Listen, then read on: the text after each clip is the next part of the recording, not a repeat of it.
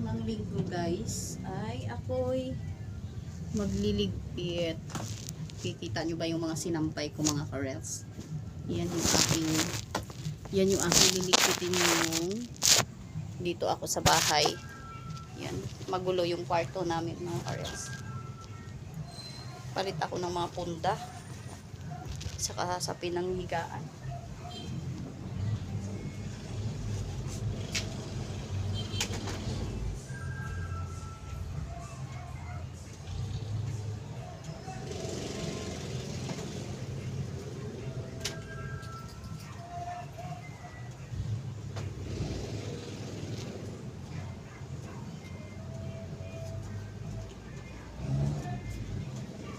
Kasi kung mga bata lang yung kikilos dito guys, hindi talaga maligpit-ligpit yung aming mga riligpitin dito sa bahay.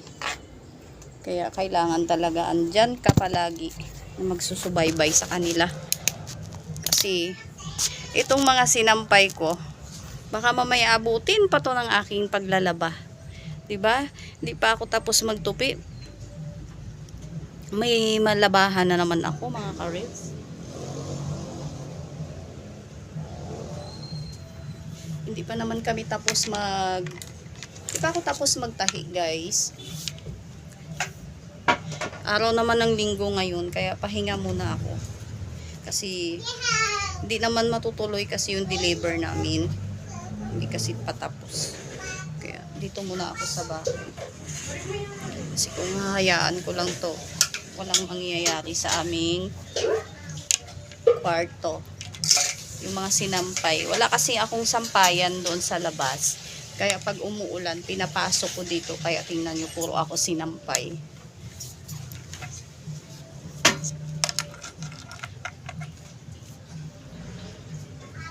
Minsan kasi mga karels, pag uwi ko ng bahay, papahinga na talaga ako kasi siyempre pagod din ako. Minsan yung katawang lupa ko, gusto ko nang talagang ihiga.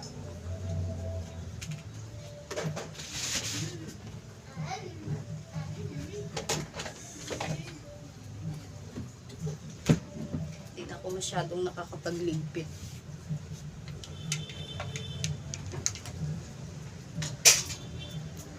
Kinakuha mo na yung ulam doon kina ante mo.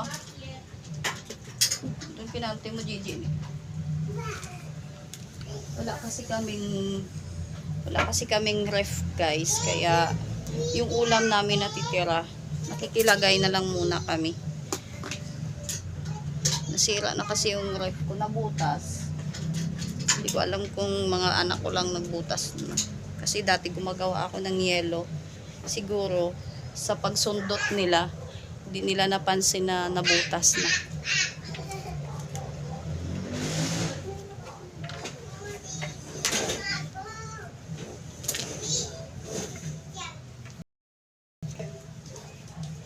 Ano niluluto mo? Macaroni. Gising na ba siya, Tot?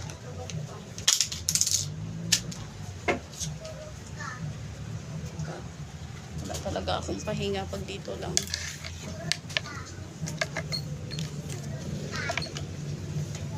Hindi basta-basta yung papel ng isang ina. Kaliwat kanan yung trabaho.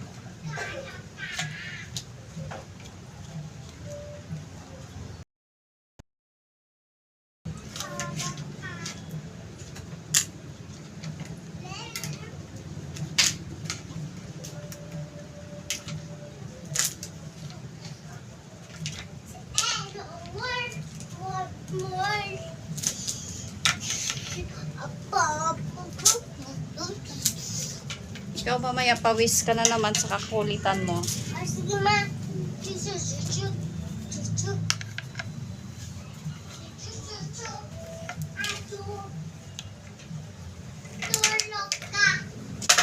Kasi pag uwi ko kagabi 11 na.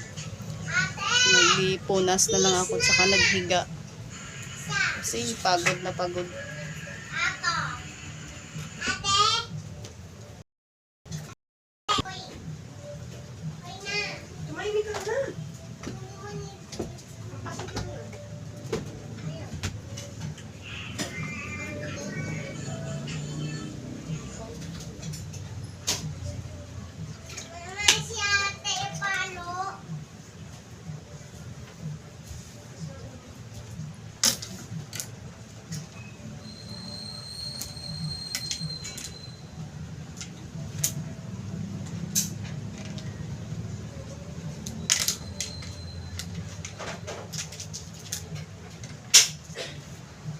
Umuulan-ulan dito sa amin mga kares.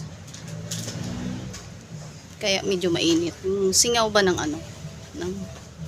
Mainit talaga yung bahay namin kasi pinalibutan kami ng bubong. Kaya yung singaw ng bubong dito din sa amin na pupunta. No choice ka eh. Kasi sa tagal na namin dito, 15 years. Hindi kami umalis dito kasi ito lang yung paupahan na mababa. Kasi sa iba mahal na. Mahal na yung upa. Kaya nagtitiis kami dito. Yung upa ko ng bahay, 2,000. Hindi kasali yung kuryente, tubig. Kaya pagod na pagod talaga ako mga kares. Nahihingal ako. Hindi ko alam kung bakit. Kahit ito lang ginagawa ko, medyo nahihingal ako.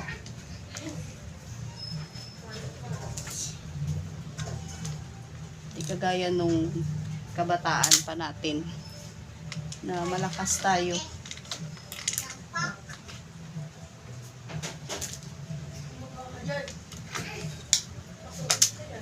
Ang dami kong religpitin. Minsan tinatamad na rin ako magligpit.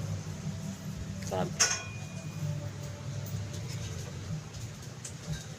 Mama, si ate hindi ito sakit ito ulit. Huwag ka kasi magpasaway. Nagpapasaway ka kasi. Si ate kasi yung punch ako. Si ate. Paano? Nainitan ako. Natutukan muna tayo.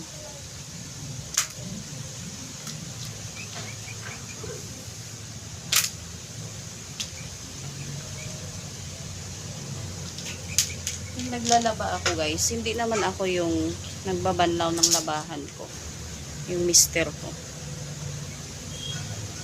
Kasi may iniinda kasi ako na hindi talaga. Pag nasobrahan ako ng pagod. Kasi may operasyon kasi ako guys. CS kasi ako sa mga anak. Kaya, hindi ako pwedeng mag-ano ng mga mabibigat. Nga lang nagtatanggal ako ng mga sinampay ko, nahihingal ako. Kailangan na talagang pag medyo makaluwag-luwag ako, kailangan ko na talaga magpa-check up mga kares. Kasi meron akong nararamdaman na hindi kaaya-aya. Kaya minsan pag naisip ko, umiiyak lang ako. Umiiyak ako sa aking katawan.